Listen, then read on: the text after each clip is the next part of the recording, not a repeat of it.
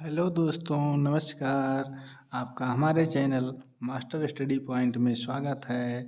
तो आइए आज के लिए एक नया वीडियो लाए हैं आपके लिए, जिसमें हम आपको संख्याओं के बारे में बताएंगे। तो आइए वीडियो शुरू करते हैं। प्राकृतिक संख्याएं। प्राकृतिक संख्याओं को अंग्रेजी में नेचुरल नंबर बोलते हैं। नेचुरल नंबर गिनने के लिए प्रयुक्त होने वाली संख्याएं जैसे 1, 2, 3, 4, 1, 2, 3, 4, इनको हम प्राकृतिक संख्याएं कहते हैं। क्योंकि प्राकृतिक संख्या को अंग्रेजी में नेचुरल नंबर बोलते हैं, नेचुरल का पहला अक्षर यन है, इसलिए हम प्राकृतिक संख्याओं को यन से संक्षेप में प्रदर्शित करते हैं। हम इसको अगर लिखना चाहें तो यन बराबर 1, 2, 3, 4 लिखेंगे। तो कहने का मतलब दोस्तों, जितनी भी संख्याएं हैं एक से लेकर के अनंत तक, उसको हम प्राकृतिक संख्याएं बोलते हैं। प्राकृतिक संख्याएं। अब प्राकृतिक संख्याओं में हम देखेंगे अनुवर्ती उत्तरवर्ती प्राकृतिक संख्या क्या होती है और पूर्ववर्ती प्राकृतिक संख्या क्या होती है।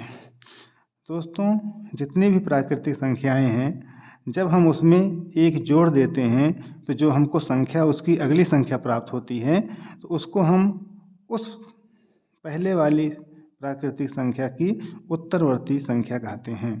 जैसे 10 एक प्राकृतिक संख्या है, जब हम इसमें एक जोड़ देंगे तो हमको 11 प्राप्त होगा, यानी कि 10 + 1 = 11।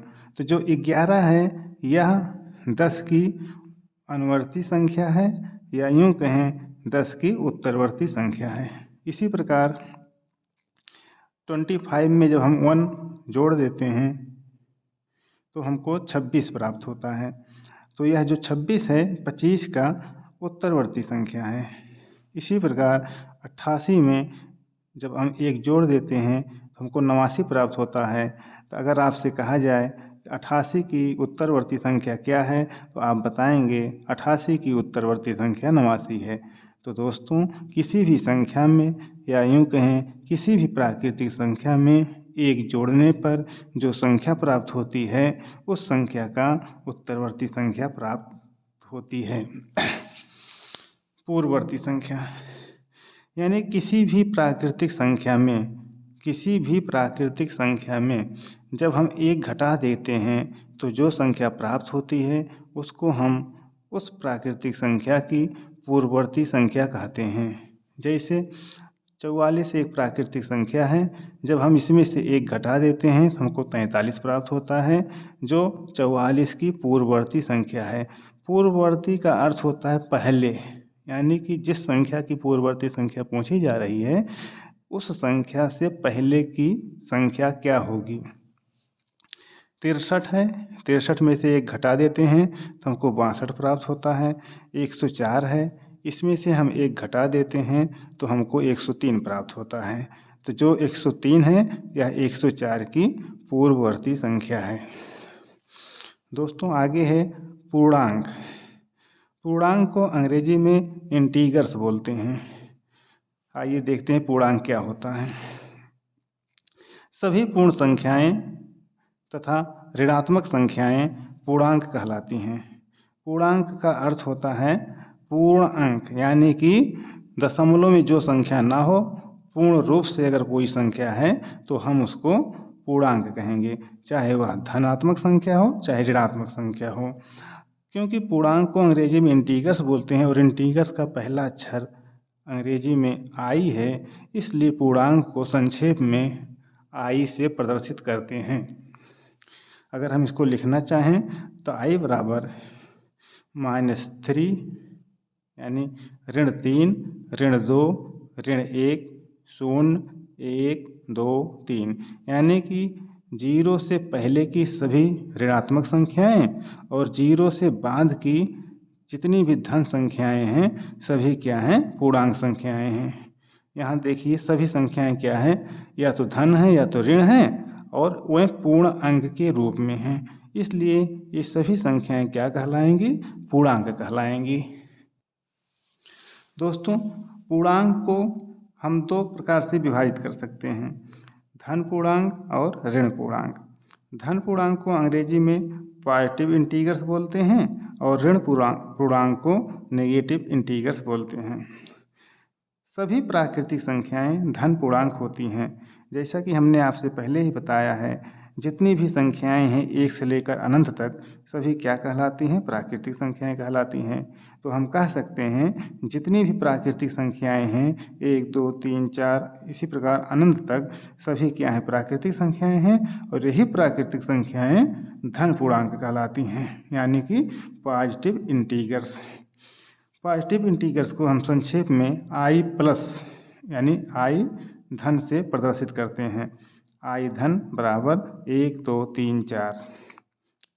इसी प्रकार ऋण पूर्णांक को अंग्रेजी में नेगेटिव इंटीजर्स बोलते हैं। सभी ऋणात्मक संख्याएं यानी कि जितनी भी प्राकृतिक संख्याएं जो प्लस में हैं इसके पहले आप माइनस लगा दीजिए। -1, -3, -4 सभी क्या हैं? ऋणात्मक पूर्णांक यानी ऋण पूर्णांक संख्याएं हैं। इसको हम आई माइनस से प्रदर्शित करते हैं यानी आई ऋण से प्रदर्शित करते हैं। तो हम कह सकते हैं सभी ऋणात्मक संख्याएं ऋण पूर्णांक कहलाती हैं। यानी कि प्राकृतिक संख्याओं को या यूँ कहें पूर्णांक को हम दो भागों में विभाजित कर सकते हैं, धन पूर्णांक और ऋण पूर्णांक।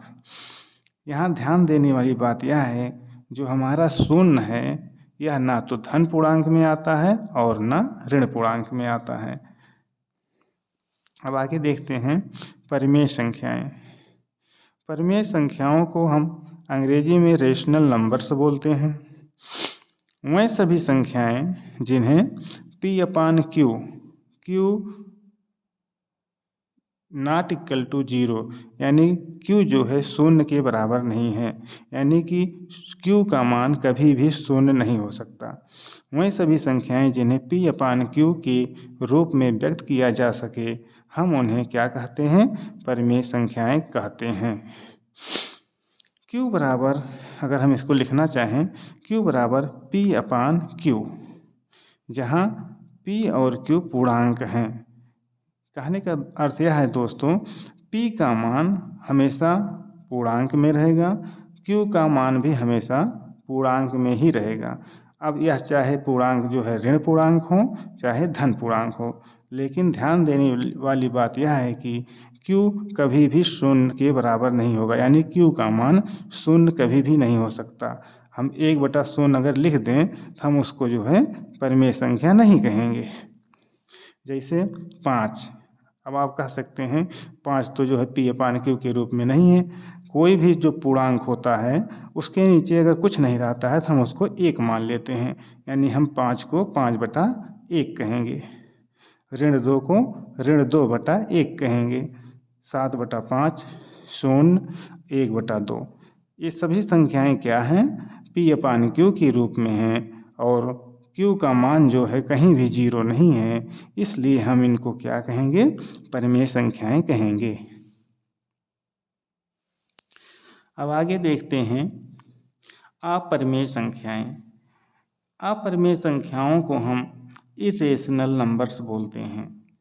वह सभी संख्याएं जिन्हें P/Q के रूप में व्यक्त नहीं किया जा सकता या यूँ कहें नहीं किया जा सके अपरिमेय संख्याएं कहलाती हैं। जैसे √2, √3, √5, √7। अब यहाँ पर आप यह कह सकते हैं अब इसके नीचे हम 1 मान सकते हैं और P/Q के रूप में है तो हम इसको परिमेय संख्या कहेंगे।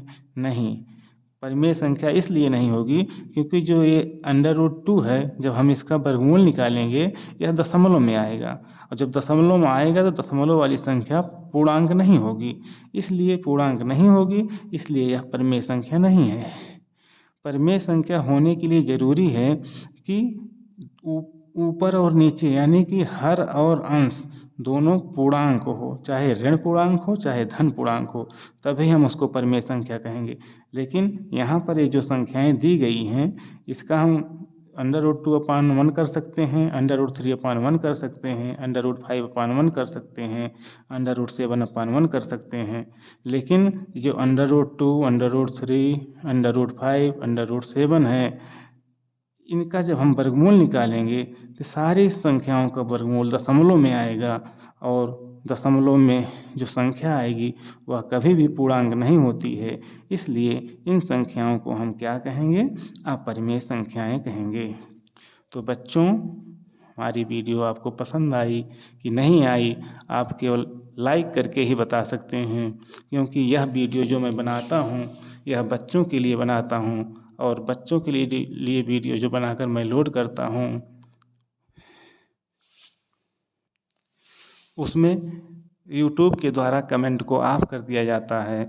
इसलिए आप कमेंट करके नहीं बता सकते हैं हमारी वीडियो आपको अच्छी लगी, या हमने कहीं कोई चीज़ गलत पढ़ाई है, या हमने कोई चीज़ आपको पढ़ाई है, आपको समझाया है, आपको समझ में आया है कि नहीं समझ में आया है। आप जो है कमेंट करके नहीं बता सकते हैं। आप केवल लाइक करके जो है बता सकते हैं कि हमारा वीडियो आपको अच्छा लगा कि नहीं। अगर हमारे वीडियो पर लाइक अच्छे मिल रहे हैं, आप लोग हमारी वीडियो को लाइक कर रहे हैं, तो हम समझेंगे कि आप हमारी वीडियो को पसंद कर रहे हैं और हमारी वीडियो आपको समझ में आ रही है। और अगर आप लाइक नहीं करेंगे तो हम जान जाएंगे कि जो हम आपको पढ़ा रहे हैं वह वीडियो आपको समझ में नहीं आ रही है। और एक सलाह है आपके लोगों के लिए, अगर आपको हमारी वीडियो अच्छी लग रही है तो आप अपने अभिभावक से, अपने गार्जियन से कहिए कि वो हमारे चैनल को, मास्टर स्टडी पॉइंट को सब्सक्राइब कर लें और हमारे इस वीडियो को लाइक कर दें और शेयर कर दें।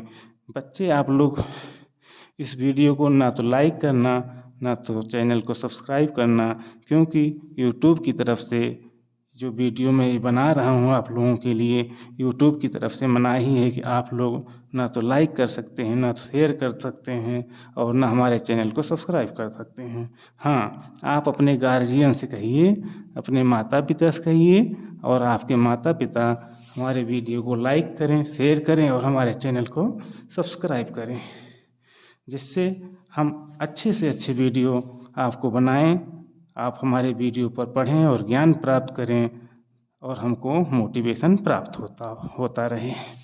धन्यवाद।